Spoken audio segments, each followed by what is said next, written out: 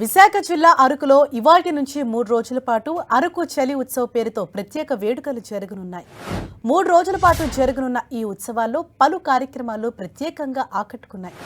అరకు చలి ఉత్సవ్లో helicopter ride ప్రత్యేక ఆకర్షణగా ఉంది. హెలికాప్టర్లో విహరించి అరకు అందాలు తేకించే అవకాశం కల్పించింది. అరకు చలి ఉత్సవ్లో మరో ఆకర్షణగా పారాగ్లైడింగ్ ఏర్పాటు చేశారు. ఉత్సవాల్లో భాగంగా రోజూ సాయంత్రం సాంస్కృతిక కార్యక్రమాలు నిర్వహించనున్నారు. 7 రాష్ట్రాలకు చెందిన గిరిజన కళాకారులు సంప్రదాయ ప్రదర్శనలు చేయనున్నారు. దేశంలో ఉన్న గిరిజనుల సంప్రదాయాలు, ఆచారాలను ఉత్సవాల ప్రాంగణంలో ప్రదర్శించనున్నారు.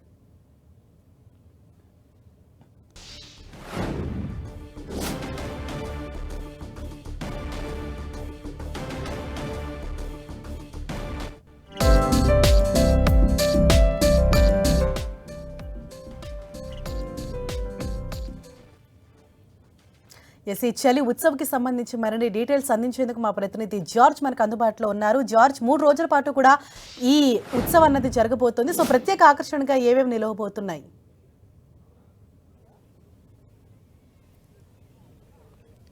గిరిజనుల సంస్కృతి సాంప్రదాయాలను చాటి చెప్పే విధంగా చలి ఉత్సవాలు 3 రోజుల పాటు నిర్వహించనున్నారు. ఈ 3 రోజుల పాటు నిర్వహణలో భాగంగా అన్ని ఏర్పాట్లు అయితే చేయడం జరిగింది. ప్రధానంగా చూసుకున్నట్లయితే కనుక గిరిజనులకు సంబంధించి వారు ఏ విధంగా నివాసాలు ఉంటారు, వాళ్ళు తినే ఫుడ్ ఏంటి, తర్వాత వాళ్ళు పండించే పంటలు ఎలా ఉండబోతున్నాయి ఏంటి అనే దాన్ని చూసుకున్నట్లయితే కనుక ప్రత్యేకంగా ఈ స్టాల్స్ అయితే ఏర్పాటు చేశారు.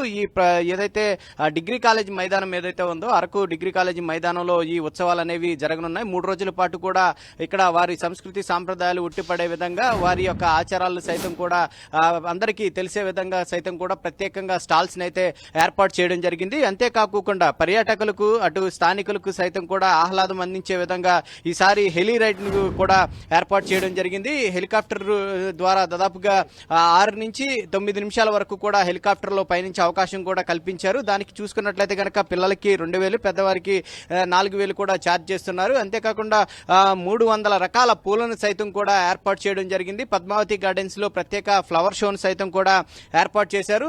మరి ముఖ్యంగా పారాస్లైడింగ్ కూడా ఏర్పాటు చేయడం జరిగింది. హాట్ ఎయిర్ బెలూన్, ఈ రెండు కూడా అంటే దాదాపుగా అడ్వెంచర్లు సైతం కూడా పర్యాటకులకు అందించే విధంగా ఈ చలి టూరిజంలో ఏర్పాట్లు చేయడం జరిగింది అధికారులు. ముఖ్యంగా చూసుకున్నట్లయితే కనుక ఎక్కువగా అంటే ఈ గిరిజనులకు సంబంధించి సంస్కృతి సాంప్రదాయాలు తెలియజేసే విధంగా ఈ 3 రోజుల పాటు ఈ నిర్వహణలు అనేవి చెప్తూ ఉన్నారు. దాదాపుగా 13 తెగలకు సంబంధించి గిరిజనులు చేసే నృత్యాలు సైతం కూడా ప్రత్యేక ఆకర్షణగా నిలుస్తాయని చెప్పడం జరుగుతుంది. సాయంత్రం అన్ని కూడా సాయంత్రం సంస్కృతి కార్యక్రమాలకు పెద్దపీట వేసినట్లు కలెక్టర్ ఇప్పటికే ప్రకటించడం జరిగింది.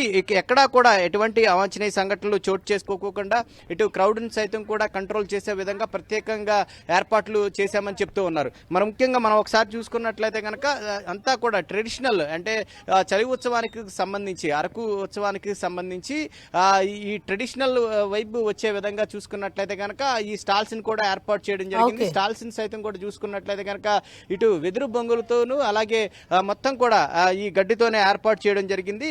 మొత్తం మీద చూసుకున్నట్లయితే కనుక గిరిజనుల వంటకాలను సైతం కూడా ఇక్కడకు వచ్చే పర్యాటకులకు అందించనున్నారు. వాళ్ళు వండుకునే ఏ విధంగా ఉంటాయి, తినే ఏ విధంగా ఉంటాయి అనేది కూడా తెలియజేసే విధంగా వారి వంటకాలను సైతం కూడా ఇక్కడ ప్రదర్శించడంతో పాటు అది పర్యాటకులు కూడా అందించడం.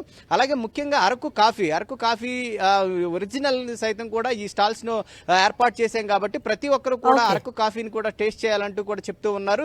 అంత ఒరిజినల్ ఫ్లేవర్ వచ్చే విధంగా ఇక్కడ ఉంది కాబట్టి ప్రతి ఒక్కరు కూడా ఈ అరకు ఉత్సవాలకు వచ్చి ఎంజాయ్ చేయాలంటూ కూడా అధికారులు చెప్తూ ఉన్నారు. ఇప్పటికే ప్రభుత్వం సైతం కూడా ₹1 కోటి శాంక్షన్ చేసిన నేపథ్యంలో పెద్ద ఎత్తున 3 రోజుల పాటు ఈ అరకు చలి ఉత్సవాలు అయితే నిర్వహించనున్నారు.